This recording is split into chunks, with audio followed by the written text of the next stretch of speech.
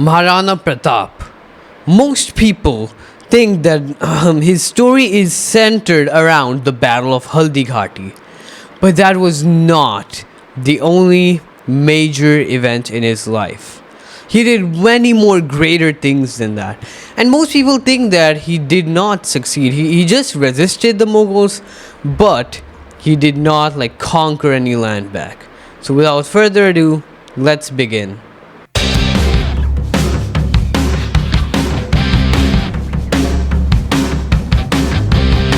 Namaskar everyone, welcome back to another video on I Love History.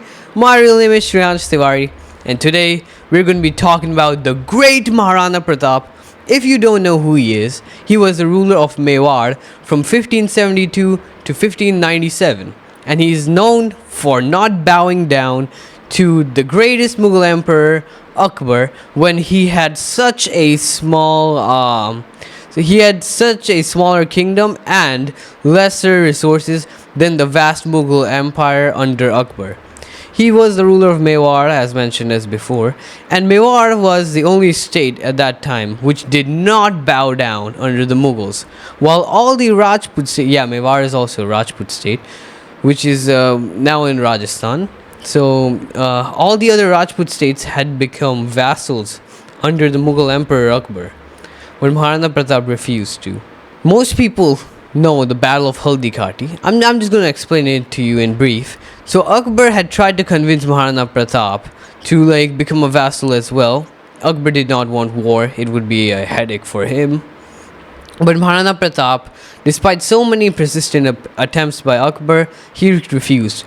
So Akbar finally sent one of his generals, Man Singh, who was going to be the future king of Jaipur. He was the prince at that time. So Jaipur is another Rajput state which is a vassal under the Mughals. So Akbar sent Man Singh to fight Maharana Pratap and defeat him to capture Mewad. So that's what happened. So then they fought at Haldighati, in which Man Singh had a much larger army. He had around 15,000 troops, while Maharana Pratap had 3,440. But most people would say Maharana Pratap lost this battle, but there's also a debate nowadays. Then Maharana Pratap actually won. But the thing is that after this battle, in this battle, the Mughals could not accomplish their main goal of capturing Maharana Pratap and making him a vassal or taking over his kingdom. But the other thing is that the Mughals took a lot of land of Maharana Pratap's kingdom after this battle. And then Maharana Pratap, he retreated to the Aravalli Hills, which is an ancient mountain range. So there he teamed up with the tribes, and he was also out of funds. He had to leave. He wasn't living a life of luxury. It was a life of struggle from there. So but then Maharana Pratap, one of his best friends, Bhamasha, he helped him with funds, and then Maharana Pratap could regroup his army. He also started becoming stronger, and then he waited for a few years before he would start his reconquest of Mewad.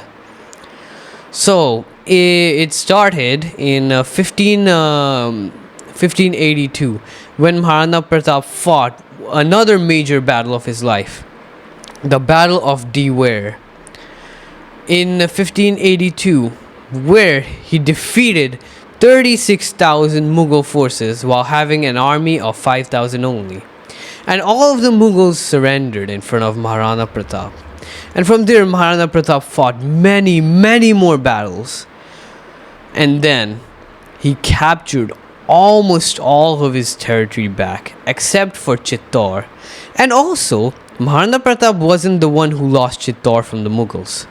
It was his father Uday Singh who lost Chittorgarh from the Mughals.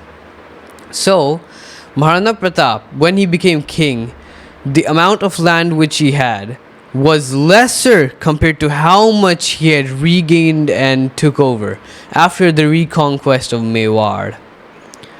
So, Maharana Pratap actually won and regained more than the original territory which he had when he became the king.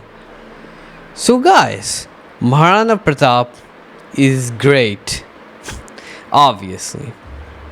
So guys, that's pretty much it for today's video. I'm gonna make a few more videos on Maharana Pratap soon. So guys, that's it for today's video. Thanks for watching. Have a nice day.